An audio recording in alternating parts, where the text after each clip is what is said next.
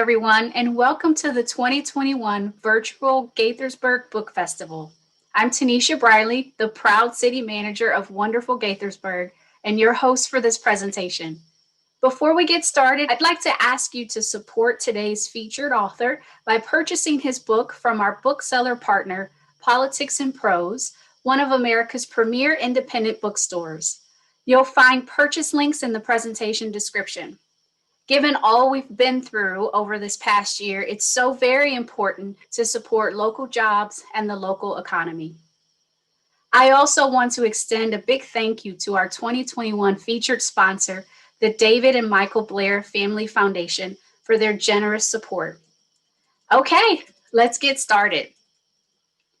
Today we have with us best-selling author Ishmael Beah to talk about his latest book, Little Family.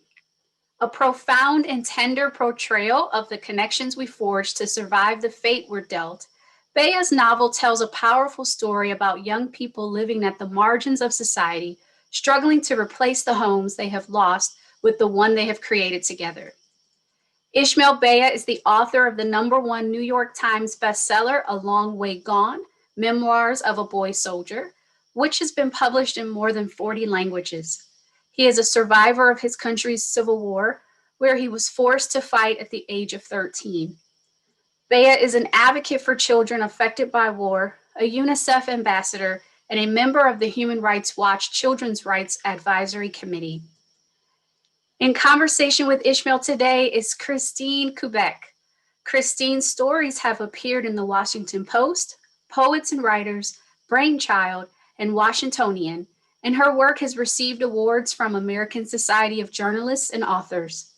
Christine holds an MFA in creative writing from Fairfield University and has led writing workshops for the Writers Center and Armed Services Arts Partnership. Welcome, Ishmael and Christine. Thank you so much, Tanisha, for that nice introduction. It's wonderful to be back with the book festival again. And thank you, Ishmael, for being here today to talk about Little Family and your writing. Before we talk a little bit about Little Family, I would love to help readers get to know a little bit more about your background and your history and where you come from in Sierra Leone. Can you share a little bit about what it was like initially to grow up there, and then what happened when you were age 12 and 13 that you wrote about in your memoir? Well, thank you for the welcome, and also thank you to the Gaithersburg Book Festival and to everybody in the state of Maryland for having this wonderful gathering. Unfortunately, we couldn't do it in person based on what's going on in the world, but here we are. Who am I? I think perhaps how to answer that question is to I'll give a little bit of context about how I grew up in Sierra Leone and then talk about how I came to be a writer, just briefly, and how I wrote the first book, which is A Long Way Gone, that you asked about, Christine. I grew up in Sierra Leone, which is a small country in West Africa that is a former British colony. Actually, this month, on the 27th of April, will be our 60th year of independence. So, but I grew up in a very remote part of the country. I didn't have electricity, tap water, but I had a very beautiful, happy life. I grew up in a place where everybody knew everyone. So as a kid, I was very troublesome. So I couldn't really get away with anything because I knew who I was and who my great-great-grandfather was and all those things. But it had its advantages. And because Sierra Leone is a former British colony, I went to school and learned English at a very young age. Even though I didn't speak English on a daily basis, I spoke, out of the 15 languages in Sierra Leone, I spoke 7 on a daily basis, and English was more just for school. And that life was interrupted when a civil war started in the country. That was because of the political climate in the country that then reached my part of the country, and I was recruited to fight as a child in that war.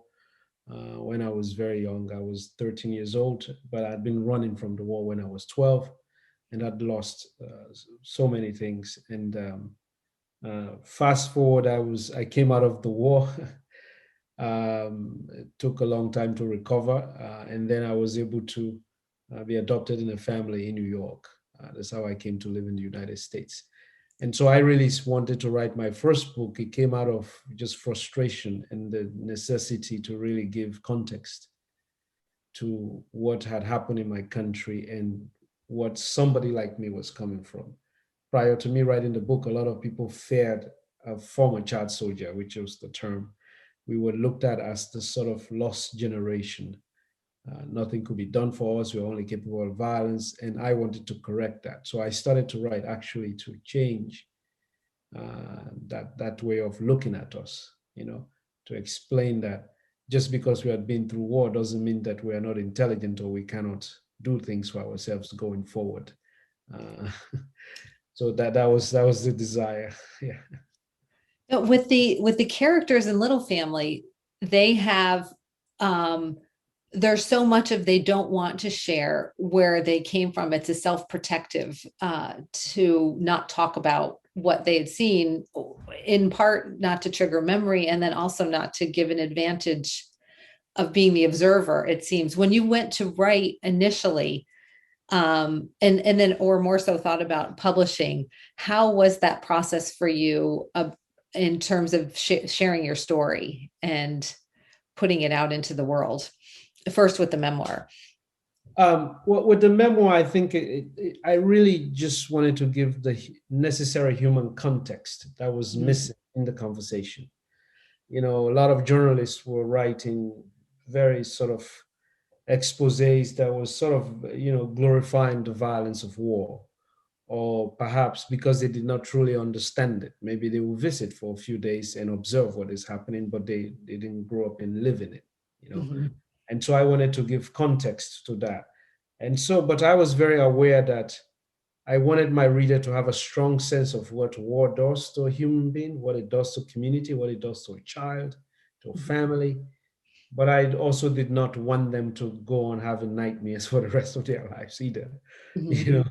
So I had to decide how much I can give them so they have the context, and so that they also understand that writing about my life in war wasn't to talk about war necessarily, was to talk about the strength of the human spirit to recover, to shift from what you've experienced, so that it doesn't become the only thing that defines you. And so that was more the move. But I needed for people to understand, particularly young people, I wanted to understand truly what the nature of violence is. So that being said, I needed to write some scenes in it that were difficult for me to write. But I felt, as somebody who had survived and also had opportunities, it was a responsibility to do that. And then what was the initial seed and intention in writing Little Family? And did you know it was that you wanted to write a novel and in fiction for that story, or had you entertained other possibilities for it? No, I mean, after my first book, I actually wrote a second book that was Radiance of Tomorrow, that was a novel. And so this is my second novel and third book, Little Family. And for me, it's also writing a memoir. It's very exhausting emotionally. Writing itself is exhausting. You have to put the time in to sit down, and you add the emotional element to it, so it becomes a bit more difficult. And I wanted to also establish that I'm not just a memoirist, because you could also be boxed into that the reason why people read A Long Way Gone and it stayed with them, it's not because I come from a story that was sort of remarkable in its own way. Yes, it is, but it's because I knew how to write it. A lot of other people. So I think often when you're a memoirist, people forget that. They read your memoir and they love it and they can't stop thinking about it.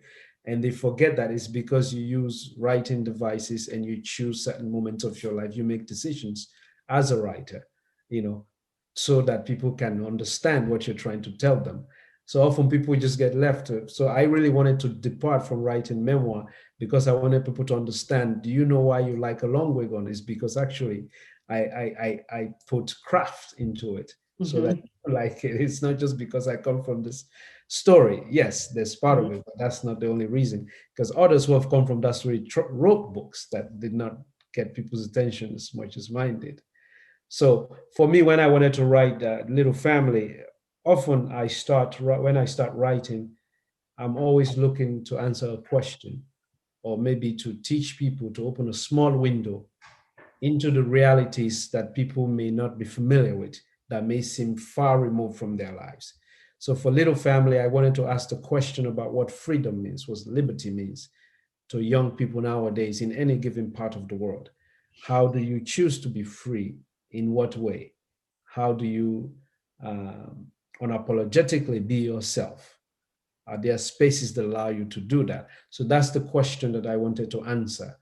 And then I decided that I'll answer it through young people who have ostracized themselves from the societies they live in through various circumstances, and have decided to kind of annex themselves and find this sort of new family of their own, where they would live the way they want, but they will still interact with society.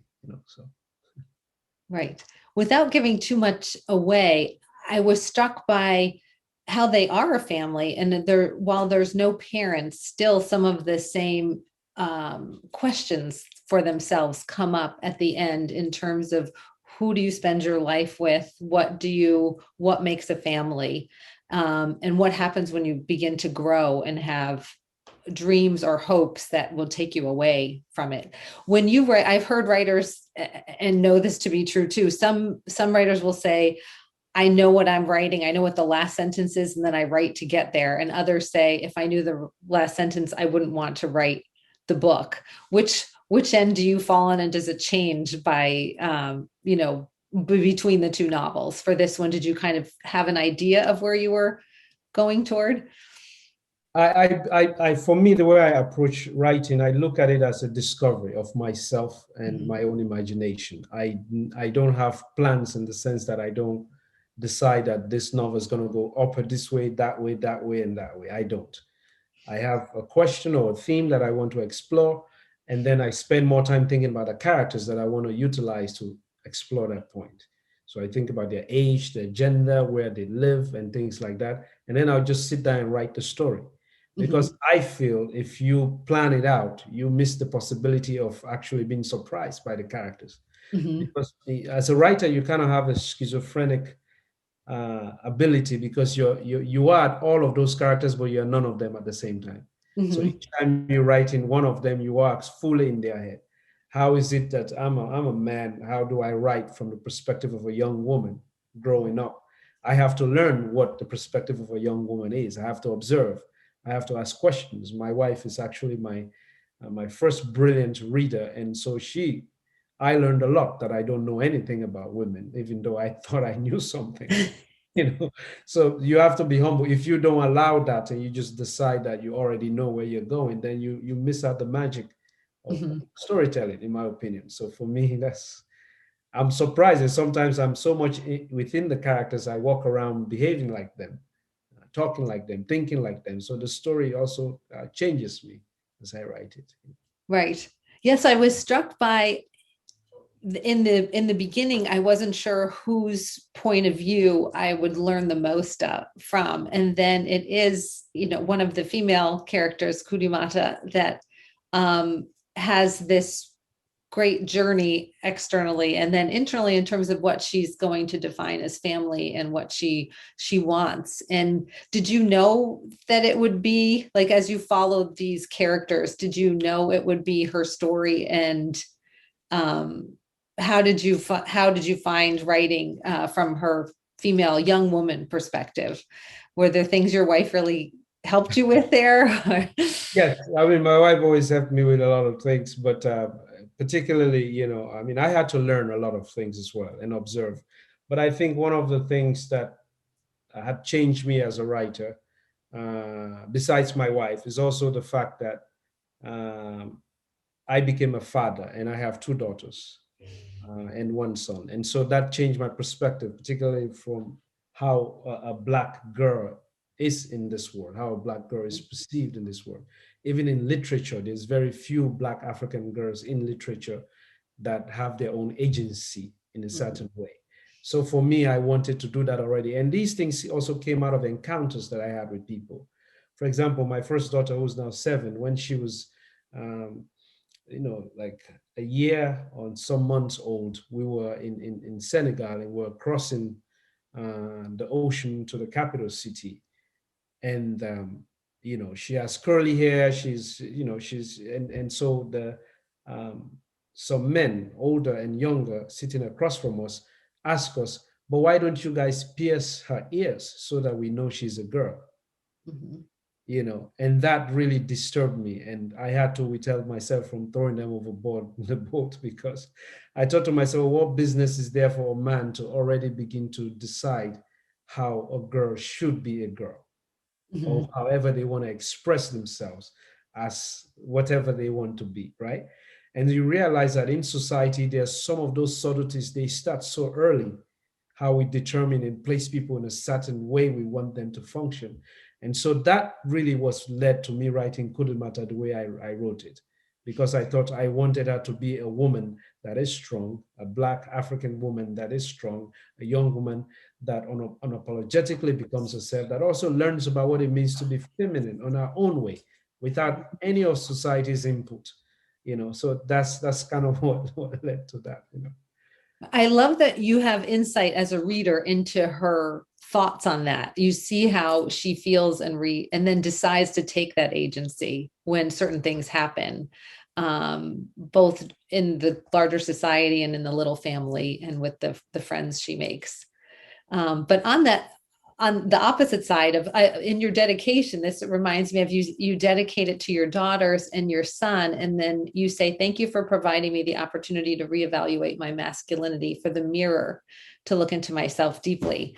And there is a part in the book too where it's interesting that some of the male characters reflect on what it means to be men in relation to these women too. How does being a dad now, how have your children informed that Oh, they've informed me a on lot. your? I think if, I don't think not every parent has the capacity, but if you allow yourself to do that, you would learn more from your children more than you would teach them, actually.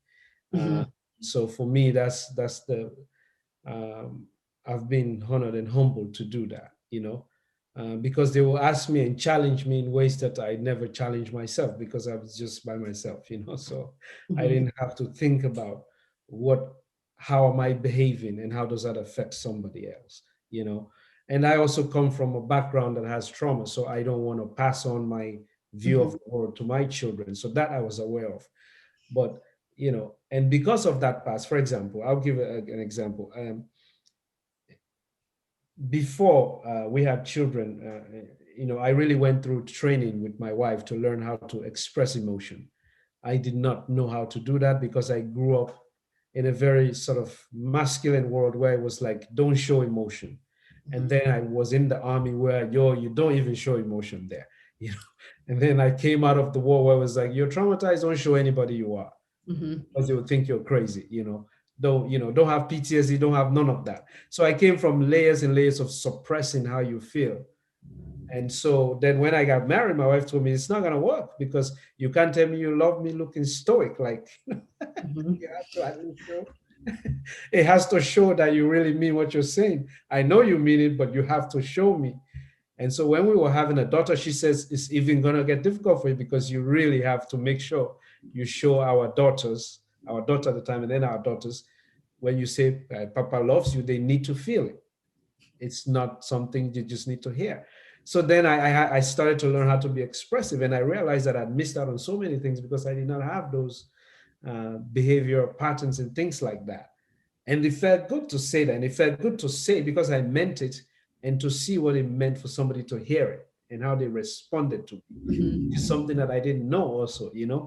So there's so many learning. So for me, I think it's a blessing to have a child, any child.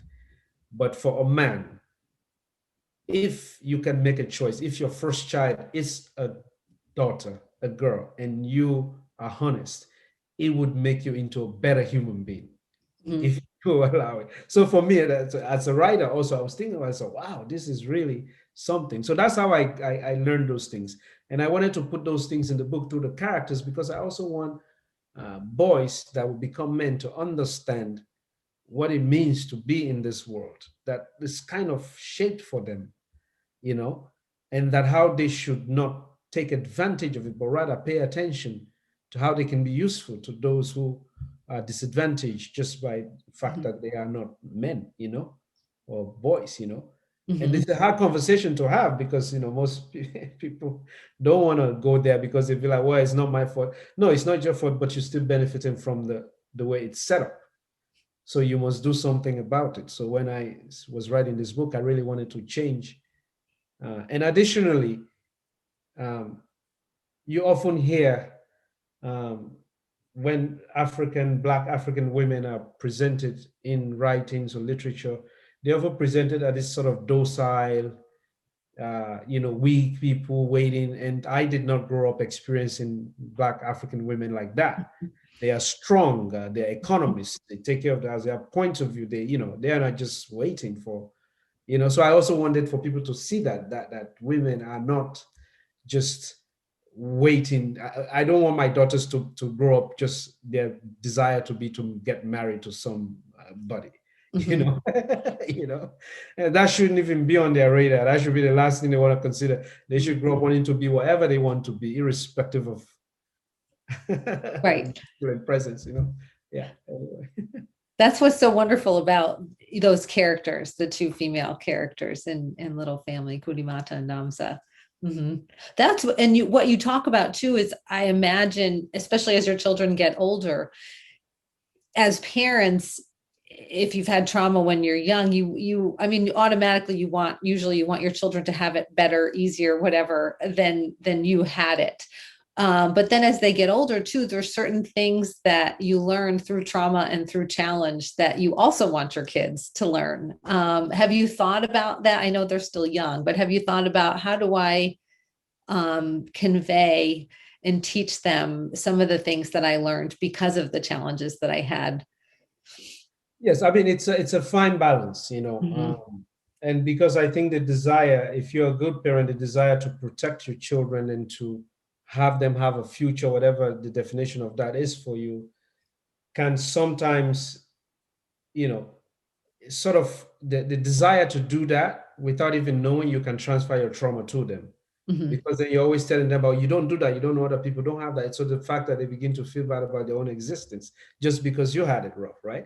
So the way Mhm. I look at it is that children don't ask to come, you bring them into this world, so therefore they don't owe you anything, and it's your Mhm. responsibility to just have them live the way they want to live, not finish your dream that you didn't finish before, or do, because people do that, right? So before I had children, what I decided is that I will not give them my eyes to see the world. I want them to have their own eyes to see the world. I can guide them with things that I've learned Mhm. from the back, but subtly, but I would not. I want them to make their own mistakes, not fatal ones, but I want them to have their own naivety and all of these things. Now, how I make sure that they understand different realities is, before COVID, we're a family, and because of my wife as well, we live in different parts of the world. We travel and live in different parts of the world. So the kids get introduced to different realities, different ways of living, Mhm. as a way to just holding on to one that they have at home that their parents do, this and that, you know. So we expose them to the world so that they understand certain things. For example, my first daughter, we lived in Mauritania because my wife was working for the United Nations there, so we lived there for over 2 years. And she was very young at the time. She was 2, 3, and about 4. She lived there, so she lived in the desert. She didn't really see stones. She just saw sand everywhere. There was power cuts, power failures. Sometimes there was no water. We had to get the tanker to bring water. So when we came to the United States to live for a few months, and when we put her to bed and I would turn the light off, she would say, "Oh, do we have a power cut?" And I was like, "No, no, they don't have a power cut. No, at least not right now." You know? So she was already at that age. She was already aware that that is not a given, that that is a privilege. Now Mhm. but she, you know, so you understand. So her mind is already shaped in a way that she knows that you can't just let the water come out like that, because there's certain places where that is not, So we put them in the word in a way that now I could have told her, oh, when I was running from, I didn't have water to drink and this and that, and then I don't want to tell her that. Right. It's through the experiences you're giving them. I love what you said about they won't see with my eyes. It's like through these experiences, they're going to make their own glasses and have their own lens through which to see the world and the people. That's a beautiful gift to give any child, for sure. It's not easy, because you have to realize you're also a human being. So human beings, we are fallible in our own ways, right? Mm-hmm. Sometimes when I'm giving them eggs in the morning to eat, and they're like, oh, we're having eggs again. And there's that part of you that be like, really? What? Let me tell you about hunger, So you Mm-hmm. feel that within you, obviously, you're a human being, So, but it's the ability not to say, okay, I'm not going to say that. You don't want eggs? Okay, fine. Mm-hmm. Why want your eggs or what, because so sometimes you have to just know how to navigate those situations. But I also return, which is what I do in my writing. I also return to the oral tradition that I grew up in. Before I became a writer, I grew up knowing that stories are medicine that are given to people, Mm-hmm. so that it can prepare you to face and deal with life, because Mm-hmm. life is always going to try to break you one way or the other. And so for me, when I write a book, I always see stories that I write as a little medicine I put into the world, so that people can learn how to be more human, but also not to forget that we're each other's keepers. So how my grandmother used to impart knowledge in me, if I had a question for her, or if I was frustrated about something, my grandmother would just tell me a story. She would not answer the question. She would say the answers are in the story. And so I grew up with that. So I do that with my children too. I would tell them a story, and then they would go around and think about it and be like, okay, we got it. I didn't have to tell them, but it also allows them to process information, to think, and Mm-hmm. to ask questions, and to know that they can have a conversation with their father or their mother, that even though we are older than them, it doesn't mean that we're smarter than them. It Mm-hmm. means that we just have certain experiences, and they can also challenge it. So the oral tradition does that. So when I write, I try to bring that in my characters, like in these 5 characters in Little Family. I try to show how intelligent they are in the way that people may not know, because people think of intelligence in a very conventional way. But how these kids, when they wake up in the morning, they're economists, they're anthropologists, Mm-hmm. they do all kinds of stuff. They're builders, they're masons, they're carpenters, because they have to navigate society by observing deeply the sort of the loopholes, so that they can be able to survive through those openings that often occur. And I think people coming from the bottom of any society, who are the fringes or the margins of it, have the proclivity to really understand what's going on, what's good, and what are the shortcomings of a society. The ones that are at the top of it don't really know, because when you're at the bottom, you can observe the world of those people who are high, and then you Mm-hmm. can also observe the bottom because you're there, right? So you actually have a better knowledge of the whole thing. So I like presenting characters like this, so people understand that intelligence, creativity, these things are universal. People have them. It doesn't matter where they grew up. It's all about access. So in these characters, I try to show that too, how skilled they are at reading people. Yes. Mm-hmm. They're very astute observers, and it's a good reminder, if you're not already thinking that is how your kids are learning. They're always watching, they're always observing. You can talk, but it's a lot of what they're taking in to create that way of looking at the world, is those observations. That comes across so beautifully in this story, as you see them each kind of what their inclinations are and what they observe as well. But speaking of what we get from, I heard, I think, in an interview where you shared something your father said that stuck with you, that he said, if you're alive, there is a possibility that something good will happen to you. When did that become something that kind of rang in the back of your head, and some of the good things that happened to you that then reminded you of those words that your father had said? Well, you know, when I was a boy, again, and I would say I grew up in this culture where people will say this sort of parables. They would Hmm. tell stories and they will let you draw the knowledge from it. And as a kid, he would say this all the time, but I didn't really understand what it meant. I was just like, okay, that phrase again, like I knew it by heart. Hmm. But I think after the war and after I had to leave my own country and live in different places, I think I began to really understand what that meant. Hmm. The fact that I think it's the idea of resilience, it's the idea of being hopeful. That if you're still around, there's a possibility for something. Otherwise, you will not be around. And it depends on how you choose to look at the situation, right? For example, Little Family it came out during the beginning of the pandemic, really. So it was there was this discussion between myself and my publisher about whether we wanted to put it out or not. And I thought to myself, we should put it out because I think this medicine is really needed right now. Because what happened during this pandemic, people realize the little families we all have that we have Hmm. for granted. If you went on lockdown with your dog, that became your little family. You had to basically deal with life through those times on that, you know. But Hmm. how you looked at it would determine how you came out, right? If you went in, like, I don't know, uh, without really appreciating what it means to have that time, you know, like I see, for example, I know some friends, they were very worried that their children had missed a year of school, how that's going to have an impact on them. And I remember saying to them, you know, I missed so many years of school in my life. I turned out to be okay, you know. You know, I think 1 year, 2 years of kids' life. But what are you going to do in that 1 or 2 years with your child?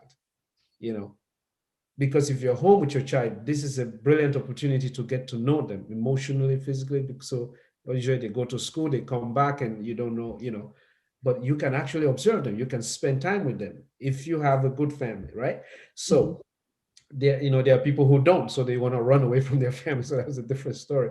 But um, instead of people looking at it that way, they're looking at the idea to return to what they know. Hmm. And I think for me, this parable and what I try to show in this book, which I really, that's why I wanted it to come out, is to show that it's not about returning to what you used to know. It's about when something happens in your life, do you have the ability to transform your life because of it? You have the ability to appreciate your life more. You have the ability to understand that you could have done certain things better. And therefore, you redefine yourself coming out of it. Because if you focus on that, actually, the lockdown is not difficult. But if Hmm. you're just waiting to return back to how things used to be, Hmm. you're going to get frustrated because, first of all, there's no timeline. It's not going to get back the way you want. So there's going to be all these things. So the idea is to move forward, but always remembering the past, but not allowing it to become the burden that drags you down in a way, you know. Hmm. Yeah, And that's that why the little family members, they don't talk about their past as much, you know, because it's not relevant in the present in a way that can be transformative for them. right. Yes, at the beginning of the pandemic, as you're saying, I think so many parents were worrying about their kids and how they were going to get through it. And at the beginning, my son was a high school senior, and that class of 2020 had a very different year. And he said this thing that really, it came back to me when I was reading Little Family. He said, "It'll be okay." He said, "This is where you live." Yeah. And I think that, and I thought, okay, he's got it.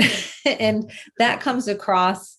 You see the characters in Little Family wrestle with that, like, this is where you live, in here and out in the world too. And I thought about you as a writer and a person too, and how I'm sure there were years that was like, that you had to really consciously, I would think, work at um how you manage trauma going forward, and what were some ways that you changed that for yourself, like changed the way you lived in the world.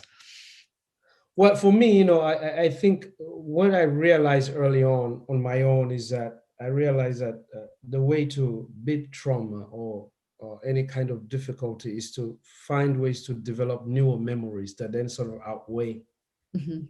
The image that I had in my mind was, I think it's the Lady of Justice, is the woman standing with the two scales, right? Uh-huh. But with the, you know, with the thing, Anyway, maybe minus the blindness, but so I thought to myself, okay, my life was the scale was tipped in one way where I have memories that were not pleasant, that Mhm, came from things that I'd seen and lived.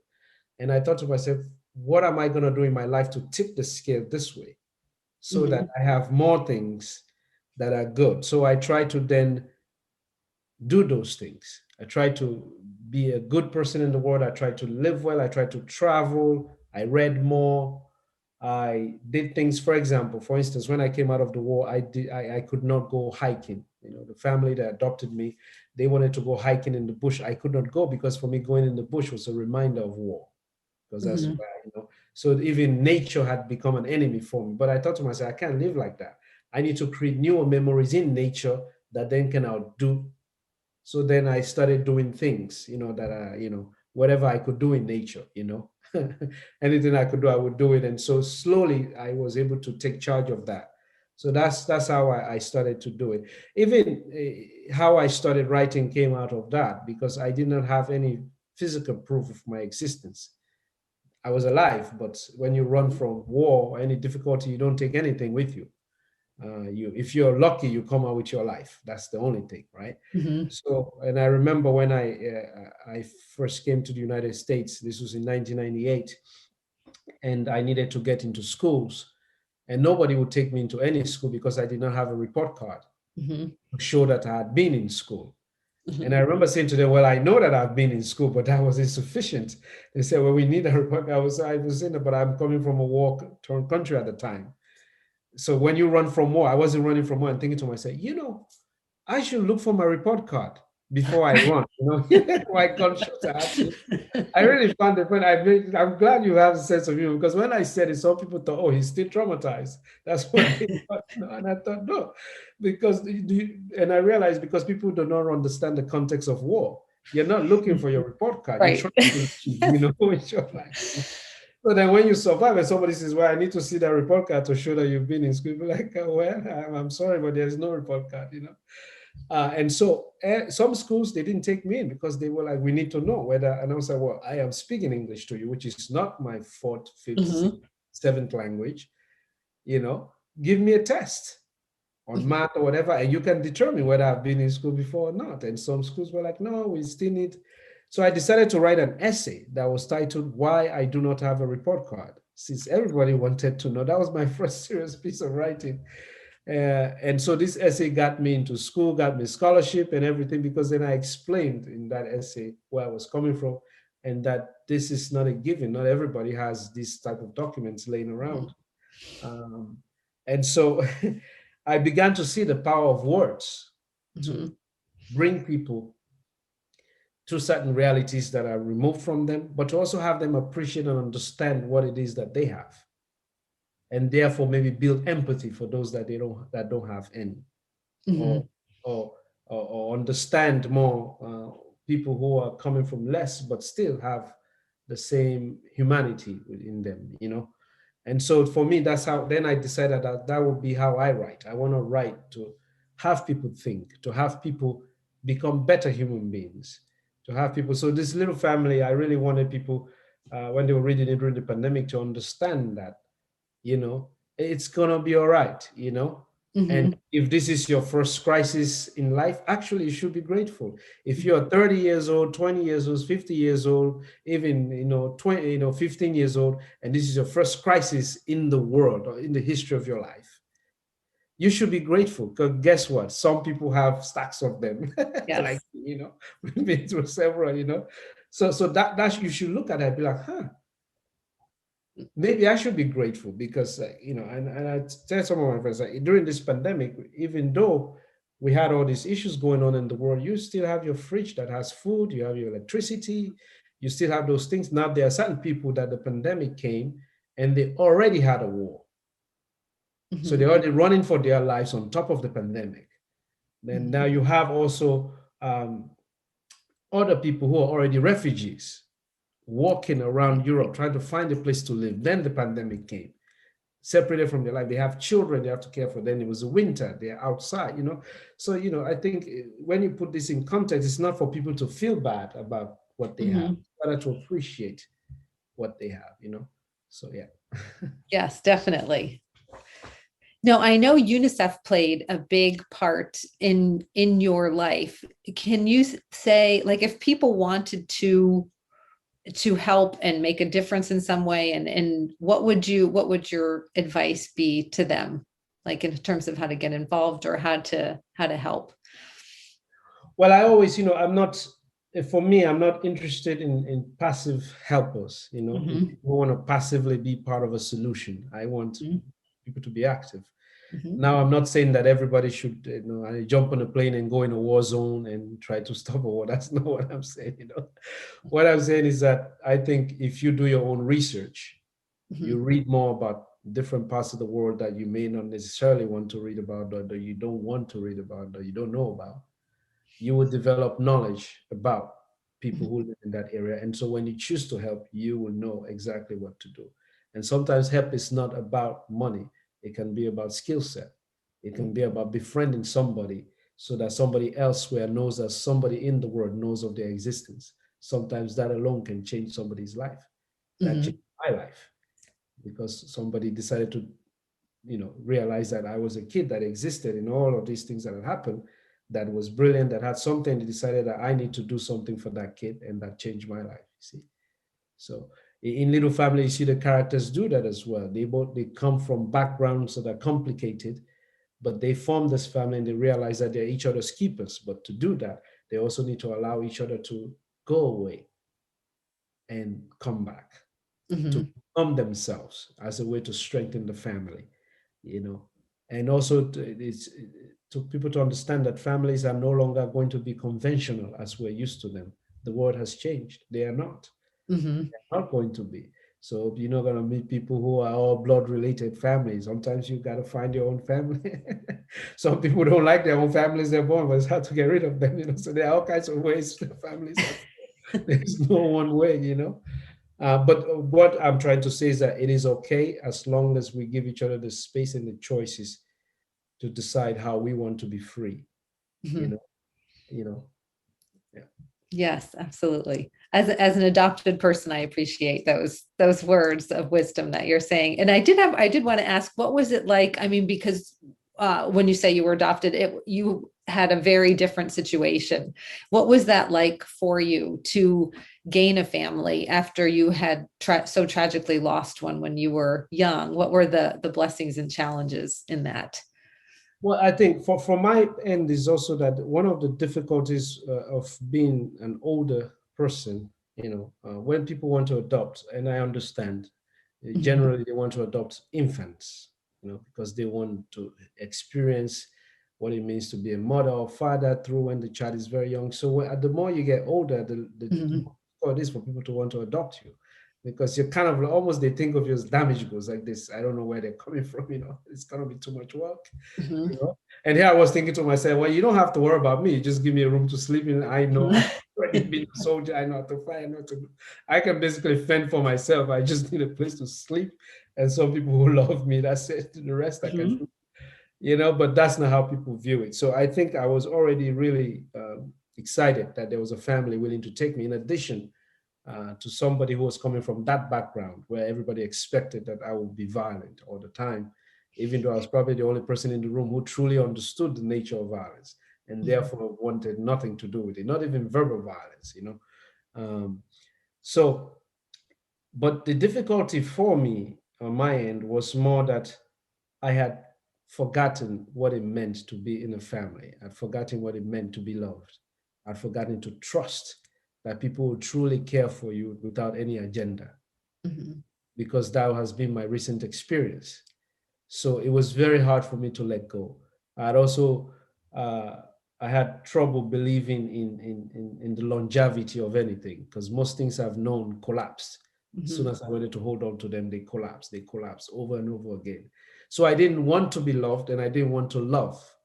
I didn't want to be loved, not because I didn't want to be loved, because if somebody loved me, I knew I had to love them back, and I didn't want that because that made me vulnerable. To And loss. Mhm, exactly. And what if something happens and then it collapses again? I wouldn't want to go through the emotion. So that was really difficult for me to navigate. But mhm, eventually I worked on it. I was able to understand that people in this world who just care for you for doing that. They don't require anything from you. They just, and that was a very interesting. That was a perhaps the most difficult lesson for me to really learn and to apply as a child in the family now. But also, my family was not like me. They were unlike me. They were a white Jewish family in New York. So it was like, okay, and there was this boy coming from all this madness, but it worked out. I think, but we had some interesting moments because, like, my mother was a very typical New York Jewish woman, very New York, and so she didn't know how to cook when I started living with the family. They went to restaurant, they ordered food, and here and I come, and I thought to myself, you know, I was coming from another culture. I was an African boy, and I said, well, the fact that you love me now, you say you're my son, you need to cook for me. It doesn't count to go to the restaurant. She was like, what? I was like, yes, yeah. She was like, I'm not doing that. I was like, well, I'm not going to the restaurant every day. So she learned, obviously, she learned how to cook, and I had to try out everything she was learning how to cook. And in the beginning, it was, yeah. But I was like, I'm the one who asked for it. But then she got better, and then so it's like we always bring, I think, human beings, if we allow it, which you see in Little Family, these characters, if you allow to meet people truly without preconceived judgment about who they are, every interaction is a possibility to learn and to grow and to deepen your humanity. If you meet somebody and you have a really amazing conversation with them, I feel like you add more value to your existence just by that. But often we come with our preconceived ideas and stuff like, oh my God, that person is going to be like that, and therefore, in fact, I'll tell you a very funny anecdote actually in New York. When I told the story on the Moth, which is the thing that they have in New York where you go the Moth Story Hour. And so when I was in high school, I made some friends. And when I got accepted in the school, the parents decided that they wouldn't tell the students about my background, but the parents knew and the teachers until I was ready or whatever that case. They just didn't want the kids to ask too many questions of me, particularly. And so I didn't say anything to a lot of the kids that I was friends with. When my mother would come, they would say, is that your mother? I was like, yeah, she's my mother. And I could see their heads turning around, trying to find connections and explanation. And I just walk away. So I didn't want to answer any questions. But anyway, I made some friends, and they had a property upstate New York. And one weekend, they decided that we were going to go up there, all these boys, and we were going to go and do something that was part of an American pastime that I really must do. If I'm now living in America, I should know how to do this. And I'm saying, well, what is it? They're like, you have to play paintball with us. Going up there. They did not know anything about my background. Oh gosh. So there we go. We went up there, we were training me. They were like, man, we're gonna teach you how to be tough. So New York is good for you. You can survive in New York. I'm like, okay, I'm open to learning things, So we get there, and they show me the game, everything. Tomorrow morning we're gonna play this game. What are you gonna love it? I was like, well, can you just show me what the rules are, how you playing it? They had the paintball gun, this and that. I was like, oh, okay, thank you guys. And of course, at night while they were sleeping, I was back again in my mode of being a soldier, right? So I was like, new terrain. While they were sleeping, I woke up, I went and walked around all the terrain, counted footsteps, so how long it takes to get to that river, to that shrub, to that tree.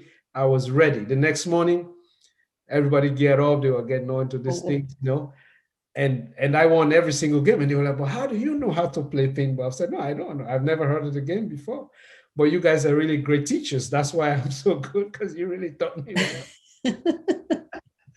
But the whole time, I at some point, I sat out the game so that the game can be fun for the rest of them, But I remember thinking to myself, I wanted to tell them about my background so much because I wanted them to understand how lucky they were that the only version of war they will ever know what they played. Imagination, that would be what they were ever know. And I really want to tell them. And years later, when my first book came out, A Long Way Gone, one of those friends called me and said, I know now why you. And I was like, if I told you, you would have never let me play the game with you. You would have been scared, but you had fun with me still.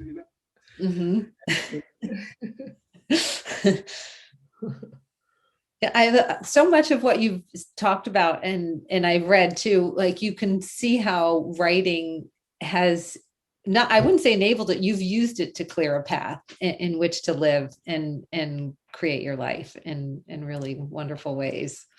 So what's next for you now after Little Family? Well, I'm working on the next book, which is actually a sequel to the first book, A Long Way Gone. I avoided writing it for many years, but I think it's finally time to do that and pull it behind me. So that's what I'm working on. That's the next book, and other projects as well, and other fictional things that I will write as well after that. But now that's the main one that I'm working on. And what you said is that I want to pick back on is what I realize is how powerful the imagination is, particularly for people like me who are coming from places where everything had been destroyed. You no longer had the proof of your existence, how what you know and how you imagine a life for yourself is actually more powerful than anything. And if you're robbed of that possibility to imagine who you can be and what you can be, then you basically don't live as a human being. You're alive, but you don't live fully intention. So for me, with my as a father, and just for anybody in the world, that's what I push for young people, particularly and for even adults to not allow themselves to lose their imaginative capacities and qualities, and gain this through reading.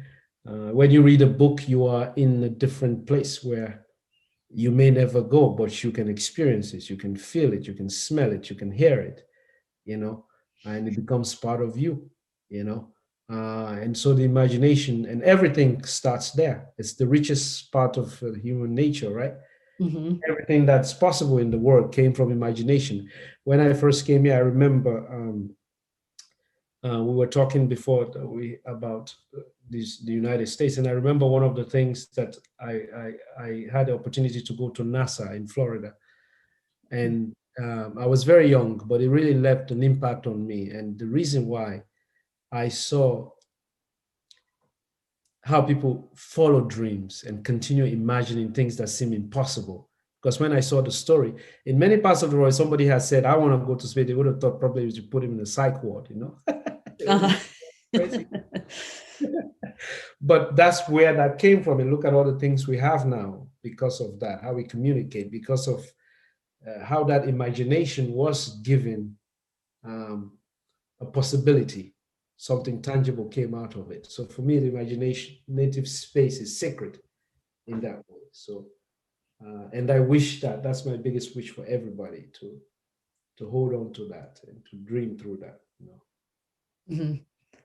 Well, thank you so much for your time, for taking the time to be at the festival with us. And I highly recommend Little Family to everybody. I heard this with a group of writers talking once, and sometimes people will say, why spend time in the past? The past is the past, don't spend time there. And then someone said, it's important to go into the past when you can shine a light in a dark place.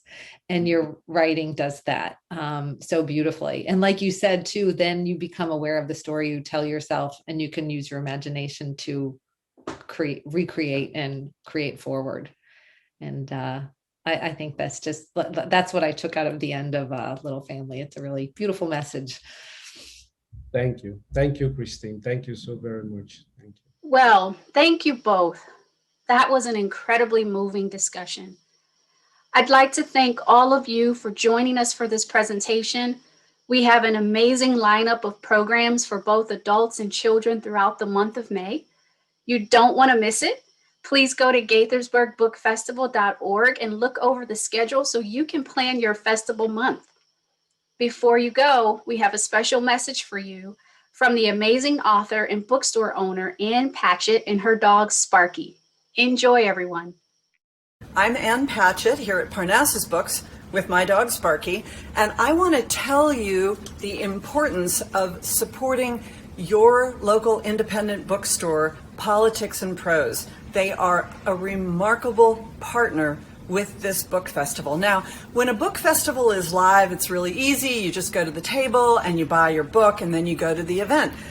But when a book festival is virtual, it gets a little trickier because you're home and you might think, well, I'll just buy the book on Amazon. So I'm here to tell you, don't buy the book on Amazon. For one thing, Jeff Bezos has enough money, right? He's trying to colonize the moon or something. He doesn't need anything that you've got. Politics and Prose, on the other hand, they're your local independent bookstore, and you love them, and they bring you so many events. They work harder than any bookstore I know in their community. And if you want them to be there alive and healthy and well when all this is over, you actually need to support them. They are the people that are putting a tax base in your community, okay? So you have teachers and police officers and firefighters, and when you pay a couple dollars more for a book, you're creating jobs in your community. So enjoy your book festival, support Politics and Prose. Remember, Ann Patchett and Sparky think it's the thing to do. Shop local. Thank you.